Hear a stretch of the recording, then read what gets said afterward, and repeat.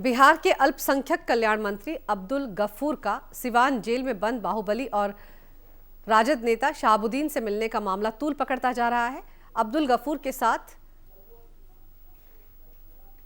राजद के एक और विधायक जेल पहुंचे थे और जेल में टेबल कुर्सी लगाकर बाकायदा शहाबुद्दीन को मिठाई भी खिलाई गई थी। जेल में हुई इस मुलाकात के बाद सियासी गलियारों में इस बात की चर्चा है कि शहाबुद्दीन का पावर और प्रभाव फिर से बढ़ने लगा है।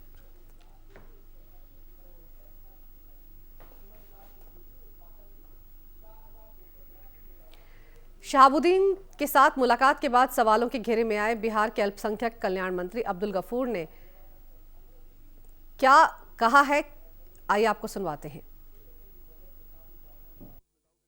कोई ठाट बाट का सवाल नहीं है।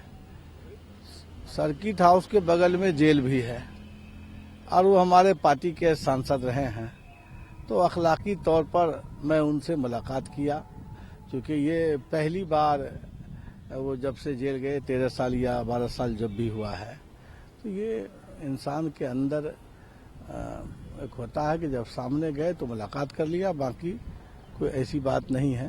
एक शिष्टाचार मुलाकात कहिए, एक अखलाकी मुलाकात कहिए। शहाबुद्दीन के साथ जेल के अंदर जाकर शिष्टाचार निभाया जा रहा था। इतना ही नहीं, मंत्री जी सवाल पूछे जाने पर इसे बीजेपी की साजिश भी बताने से नहीं चूके। हम लोग ऐसे मुलाकात किया, अब टेबल कुर्सी लगा हुआ है और नाश्ता का प्लेट सजा हुआ है।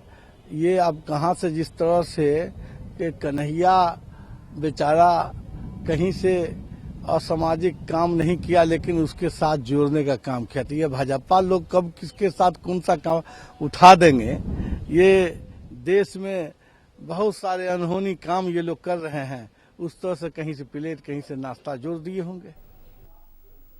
और बिहार सरकार के जिम्मेदार मंत्री इस कदर शहाबुद्दीन के प्रभाव में दिखाई दिए कि अपने पद की गरिमा को भूलकर उन्होंने शहाबुद्दीन को साहब तक कह डाला और जल्द रिहाई का दावा भी कर दिया।